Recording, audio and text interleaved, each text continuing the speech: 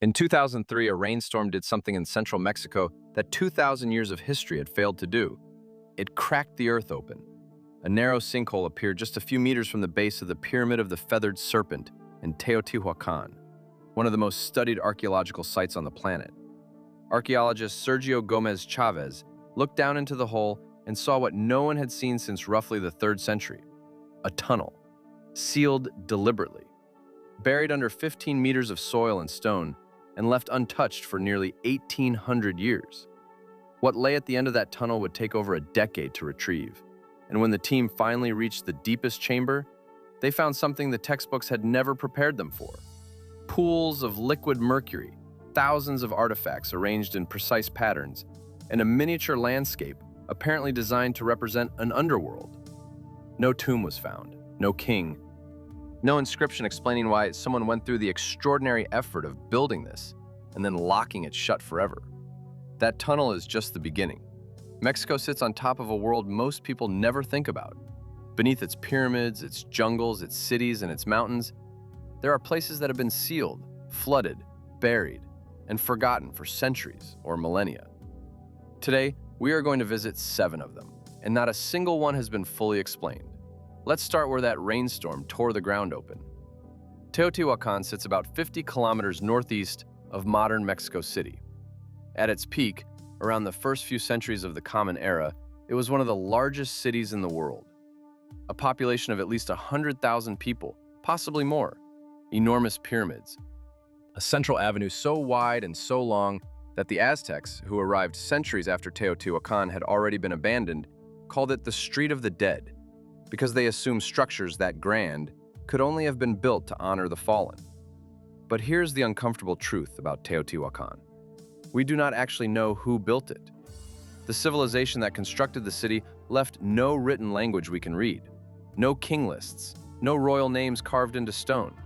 The name Teotihuacan itself is Aztec, not original. It means something like the place where the gods were created. Even the people who came after did not know what to call its builders.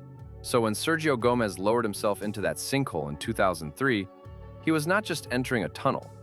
He was entering one of the only untouched spaces left in a city that has been picked over by archaeologists, looters, and tourists for more than a century. The tunnel ran roughly 100 meters beneath the Temple of the Feathered Serpent, also known as the Pyramid of Quetzalcoatl, the 3rd largest pyramid at the site. It had been sealed with heavy rubble and debris sometime around 250 CE, deliberately, purposefully. Whatever was inside was meant to stay inside. Excavation did not begin immediately. The logistics were enormous. The tunnel was narrow, deep, and structurally fragile. Gomez and his team from Mexico's National Institute of Anthropology and History, known as INA, spent years planning the dig. They even sent in a small robot, designed at the National Autonomous University of Mexico, nicknamed Tlaloc 2-TC, after the rain god, to map the passage before any human entered. What the robot's cameras showed was strange. The walls and ceiling of the tunnel had been embedded with a mineral called pyrite, iron pyrite, which would have glittered like gold under torchlight. The tunnel was not just functional, it was theatrical. Over the course of nearly a decade of painstaking excavation, the team recovered an estimated 75,000 objects: carved shells, jade ornaments, obsidian blades and mirrors, pottery, rubber balls, large seashells brought from the coast, hundreds of kilometers away, stone sculptures, and then, in the deepest chambers, something no one had expected: large quantities of liquid mercury pooled on the floor. Mercury does not occur naturally in those concentrations underground. Someone carried it there and poured it out. The leading interpretation is that the mercury was meant to represent a sacred body of water, perhaps an underworld river or lake. The pyrite on the ceiling may have mimicked a night sky full of stars. Together, with carefully arranged piles of earth and stone, the entire space appears to have been designed as a miniature version of the landscape the builders believed existed beneath the world of the living. An underworld, a place of origin or a place of passage. The team expected to find a royal tomb. Teotihuacan's rulers have never been identified, and this tunnel, sealed beneath one of the most sacred buildings in the city, seemed like the most logical place to look. but no burial was found, or at least no obvious one. The three chambers at the far end of the tunnel contained offerings, residue, and arrangements that suggest ritual activity of enormous importance. But whatever final act took place there left no body behind. Either the burial was somewhere deeper, in a section not yet reached, or the purpose of the tunnel was something other than a tomb, something we do not yet have a framework to understand. And here's the part that gets under your skin. Mercury is toxic. Prolonged exposure causes neurological damage, kidney failure, and death. The people who carried it into that tunnel, who poured it out in the dark, under a low stone ceiling, 15 meters underground, knew they were handling something dangerous. The question is not just what the mercury was for. The question is, what kind of belief system makes a person walk into a sealed, airless passage with a poisonous liquid, arrange it carefully on the ground to simulate a world that does not physically exist, and then help seal the entrance behind them, possibly forever? That is not superstition. That is conviction on a level most modern people have never experienced. And the tunnel beneath the feathered serpent is not the only thing in Mexico that was meant to stay hidden. About 1,200 kilometers to the northwest, in the state of Chihuahua, there is a working lead and silver mine near the small town of Nica. Miners have been pulling ore out of the Sierra de Nica for over a century. In April of the year 2000, two brothers working for the industrious Peñoles Mining Company, Juan and Pedro Sanchez, broke through a wall of rock at roughly 300 meters below the surface and stepped into a chamber that looked like it belonged on another planet. The room was filled with crystals, not small ones, not the kind you buy in a gift shop. These crystals were enormous. The largest measured approximately 12 meters long, nearly 40 feet, and weighed an estimated 55 tons. That is roughly the weight of a fully loaded semi-truck. They jutted from the floor, the walls, and the ceiling, crisscrossing the chamber like the beams of some vast and alien cathedral. The mineral was selenite, a form of gypsum, and the crystals had been growing in total darkness, submerged in mineral-rich water heated by a magma chamber below for somewhere between 500,000 and 1,000,000 years.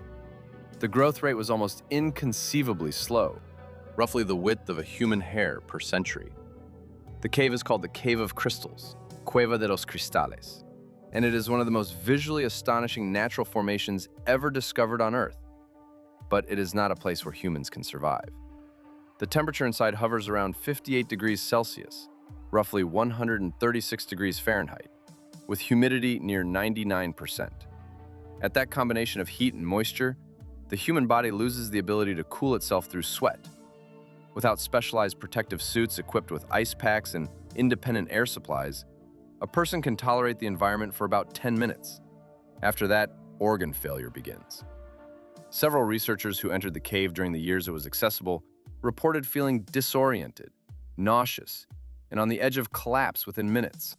The cave was only accessible at all because the mining company had been pumping groundwater out of the lower levels of the mine for years. The crystals had originally grown underwater. Once the water was removed, the chamber was exposed, but the brutal heat remained. When Industrias Peñoles reduced its pumping operations around 2015, the cave began to flood again.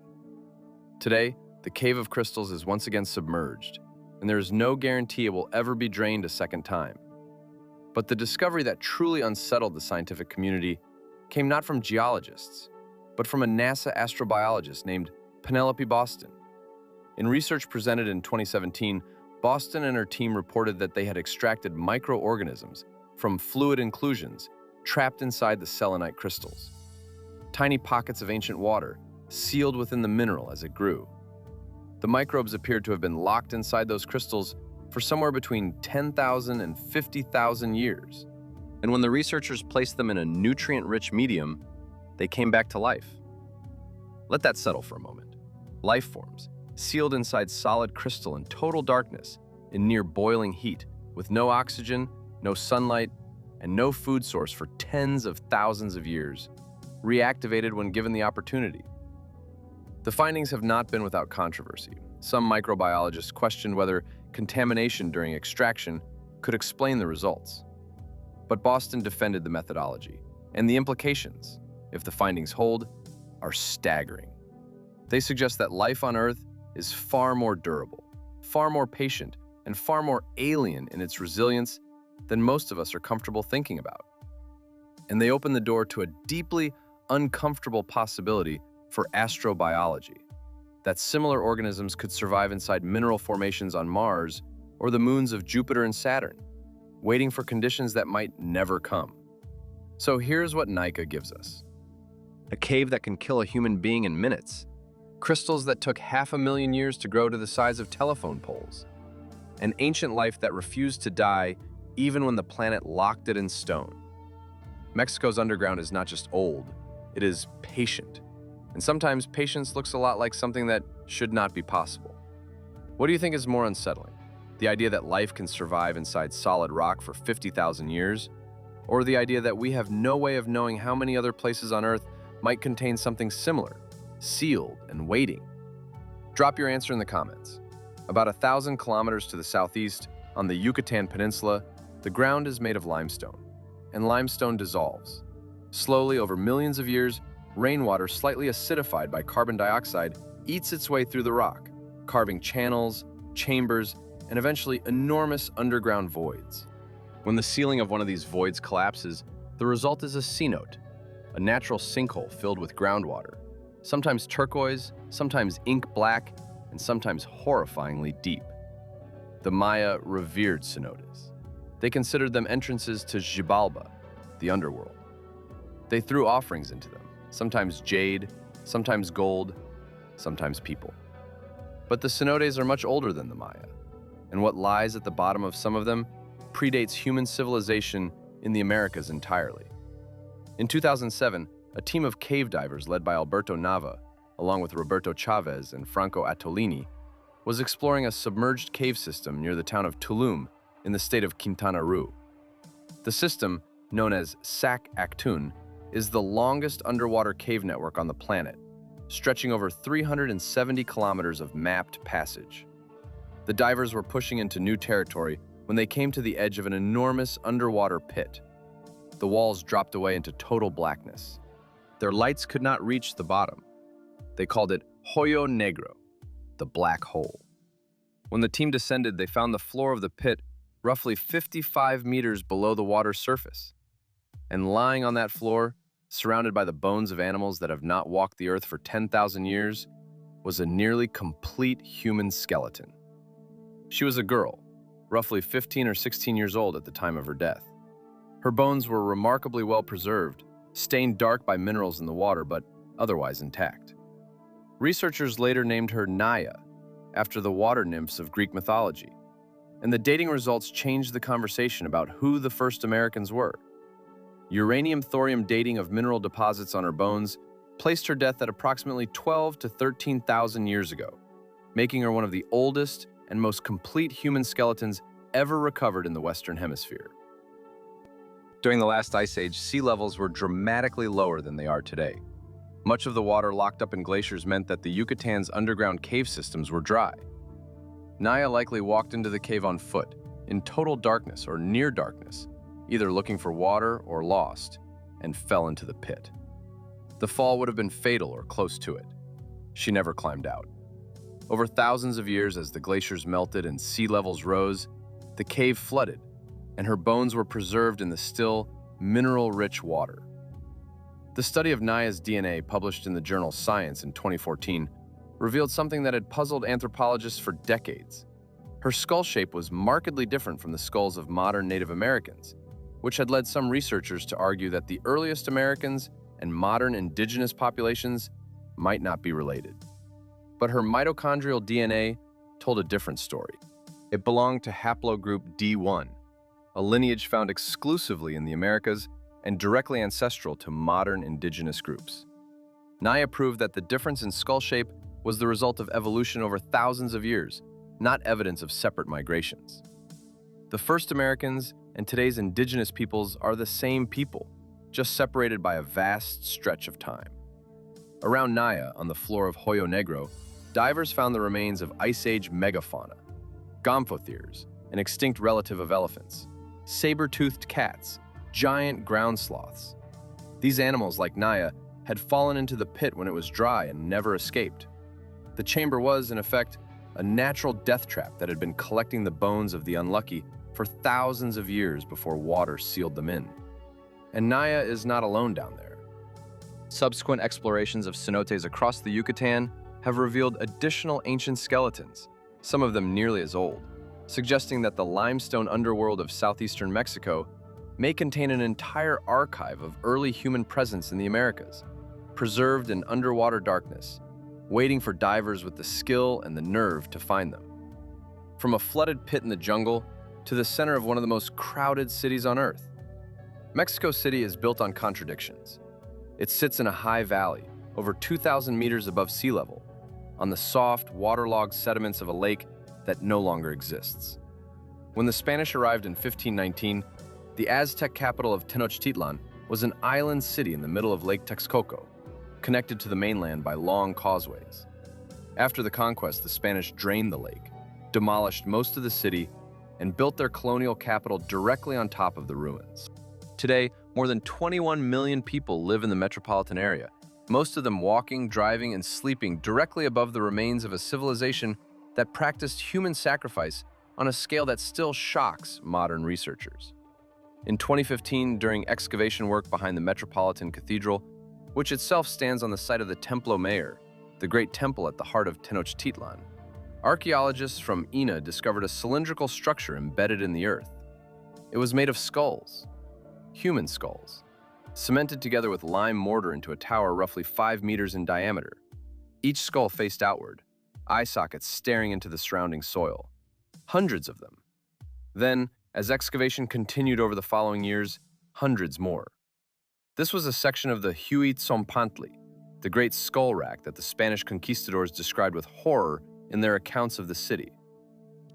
Bernal Diaz del Castillo, a soldier who accompanied Hernán Cortés, wrote in his chronicle that he attempted to count the skulls displayed on the rack and estimated over 136,000.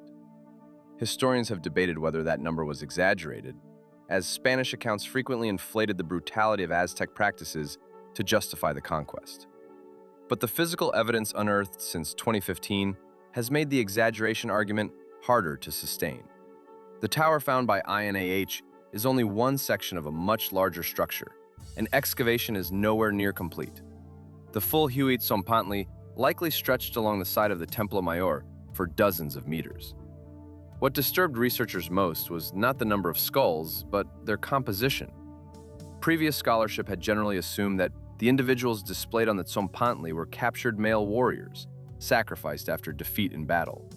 The 2017 findings complicated that picture considerably. Among the skulls cemented into the tower were those of women and children. Not in small numbers, in significant proportions. The presence of non-combatants forced a reassessment of who was being sacrificed and why. The Aztec worldview held that the continuation of the cosmos required a constant supply of human blood and hearts, offered to the gods to ensure the sun would rise, the rains would come, and the world would not end. This was not cruelty for its own sake. It was, in the minds of the people carrying it out, an act of cosmic maintenance. The victims were not hated. In many cases, they were honored. But they were still killed, and their skulls were still cemented into a tower that grew and grew and grew in the center of a city of 250,000 people who walked past it every day and considered it completely normal. That tower is still down there, right now, beneath the traffic and the noise and the cathedral bells. Archaeologists believe that further sections of the Huitzompantli extend under buildings that cannot be demolished, under roads that cannot be closed, and under infrastructure that modern Mexico City cannot afford to interrupt. The skulls are there, facing outward in the dark, in exactly the position they were placed 500 years ago. If mysteries like this are the kind of thing that pull you in, subscribe to the channel, because the further we dig into what lies beneath Mexico, the more often we find things that were not supposed to be found. About 120 kilometers to the southeast of Mexico City, in the state of Puebla, sits the town of San Andres Cholula. It looks at first glance like any number of quiet Mexican towns. Tile roofs, painted walls, a central plaza, a church on a hill. But the hill is not a hill. The Great Pyramid of Cholula, known in Nahuatl as Tlachihualtepetl, which translates roughly as man-made mountain, is the largest pyramid on Earth, not the tallest. The Great Pyramid of Giza holds that record by a wide margin. But in terms of sheer volume, the amount of material piled up, Cholula wins. Its base covers nearly 16 hectares. That is roughly the size of 32 American football fields. Its total volume has been estimated at approximately 4.5 million cubic meters, compared to about 2.5 million for the Great Pyramid of Giza. It is almost twice the bulk of Egypt's most famous monument. And most people who visit Cholula do not realize they are standing on it. The reason is simple and extraordinary. The pyramid was abandoned long before the Spanish arrived. Over centuries, soil accumulated, vegetation grew, and the structure gradually disappeared under a thick layer of earth. When the Spanish reached Cholula in the early 16th century, they saw a large hill. They built a church on top of it. The Iglesia de Nuestra Señora de los Remedios, Our Lady of the Remedies, sits on the summit to this day, and it is one of the most photographed churches in Mexico. Beneath it, invisible from the surface, lies a mountain of hand-laid adobe brick that took more than 1,000 years to build. The pyramid was not constructed all at once. Archaeological study has revealed at least 4 major construction phases, each one built over and around the last, like a series of nested shells. The earliest layers date to roughly the 3rd century BCE. The final expansions appear to have taken place around the 7th or 8th century CE. That means Cholula's pyramid was under construction, in one form or another, for close to 1,000 years. Different cultures contributed to it at different times, including the Olmeca Xicalanga and the Tolteca Chichimeca. Each new group, rather than tearing down what came before, simply built over it, enlarging the structure until it reached its final, enormous size. Beginning in 1931 and continuing sporadically for decades, archaeologists tunneled into the pyramid to study its interior. Today, approximately 8 kilometers of excavated tunnels run through the structure. Walking through them is a disorienting experience. The passages are narrow, dimly lit, and cut through layers of adobe that were never meant to be seen from the inside. In some sections, you can see the transition between construction phases. Different types of brick, different mortar, different alignment. You are walking through a timeline built in mud and stone. The pyramid was dedicated to Quetzalcoatl, the feathered serpent deity who appears across Mesoamerican cultures. Cholula itself was considered one of the holiest cities in pre-Hispanic Mexico. Pilgrims traveled from across the region to worship there. When the Spanish arrived, they recorded that the city contained dozens of temples, and that the population regarded Cholula as the spiritual center of their world. The irony is hard to miss. The Spanish built a Christian church on top of the most sacred structure in one of the most sacred cities of the civilization they had come to replace. And because the pyramid was already buried, they may not have fully understood what they were building on. And here's the detail that keeps archaeologists up at night. Only a fraction of the pyramid's interior has been explored. 8 kilometers of tunnels is a lot, but the total volume of the structure is so vast that most of it remains untouched. What lies in the unexplored sections is unknown. No complete survey has ever been conducted, and the presence of the church on top, which is a protected historical monument, means that large-scale excavation from above is not an option. The largest pyramid ever built by human hands is still mostly a mystery, hidden in plain sight, with a church on its head and a town around its feet. From a buried pyramid that pretends to be a hill, we move to a pyramid that everyone can see, but that hides something almost no one knows about. Chichen Itza, on the Yucatan Peninsula, is one of the most visited archaeological sites in the world. Roughly 2.5 million tourists walk through it every year. The centerpiece is El Castillo, the temple of Cuicuilco, a step pyramid about 30 meters tall that is famous for the shadow effect during the equinoxes, when the setting sun casts a pattern of light and shadow on the northern staircase that resembles a serpent descending toward the ground. It is one of the most photographed structures in the Americas.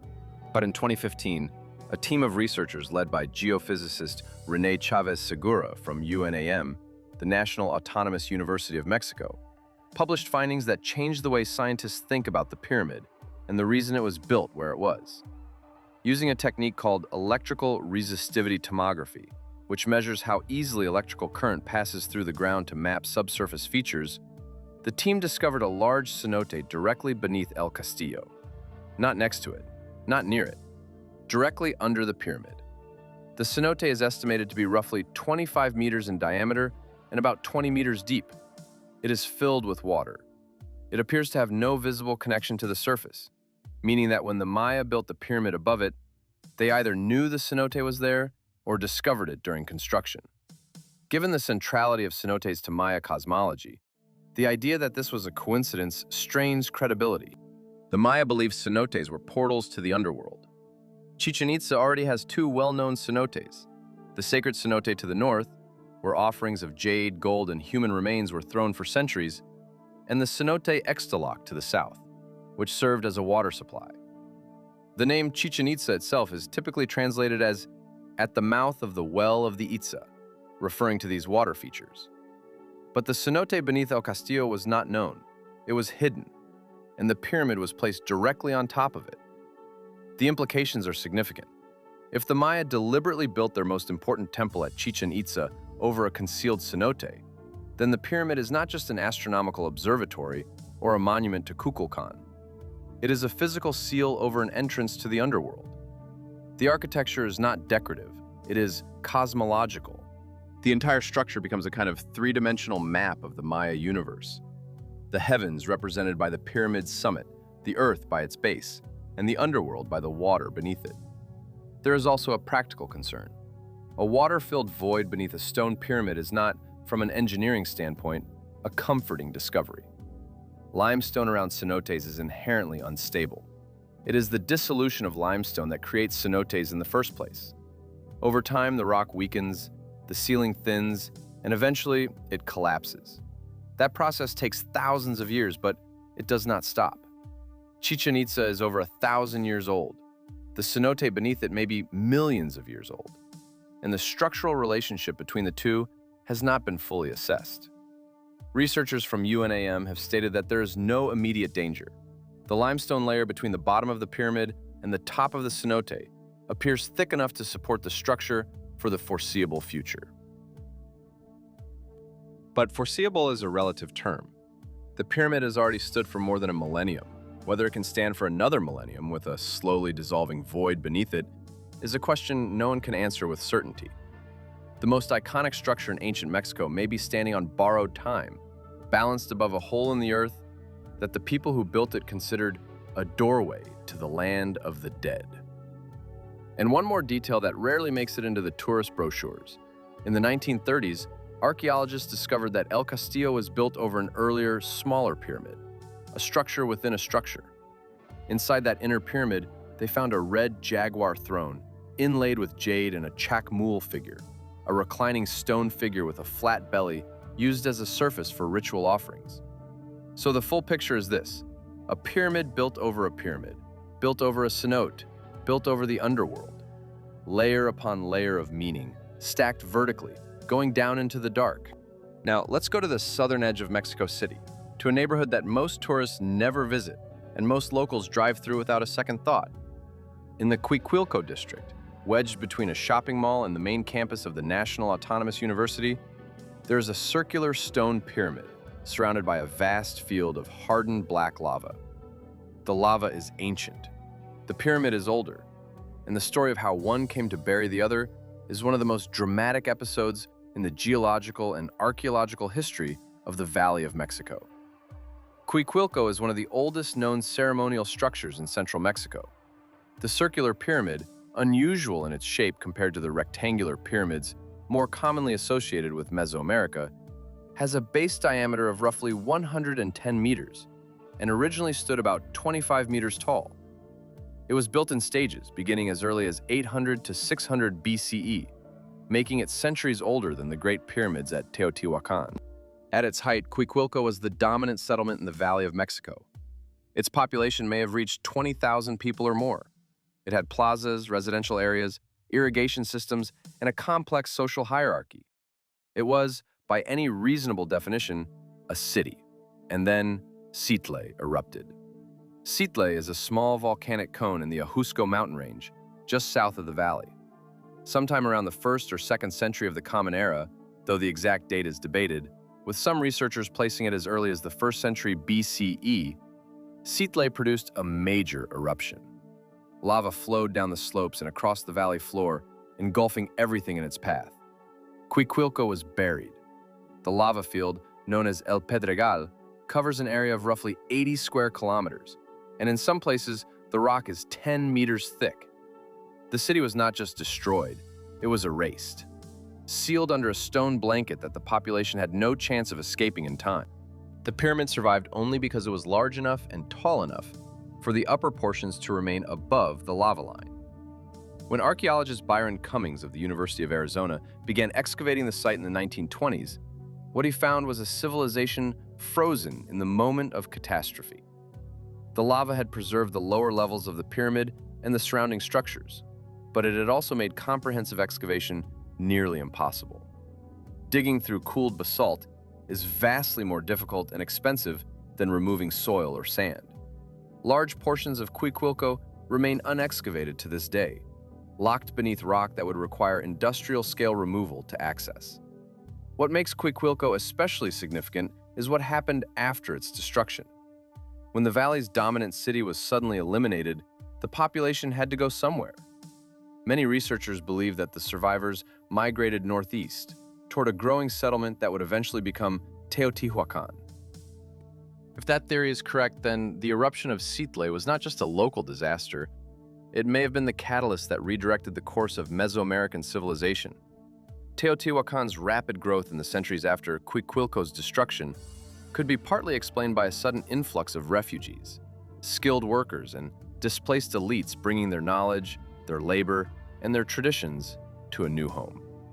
Today, the circular pyramid of Cuicuilco sits in an archaeological park that feels strangely disconnected from the mega-city surrounding it. Office buildings and apartment blocks rise in the distance. Cars hum along the Periférico highway.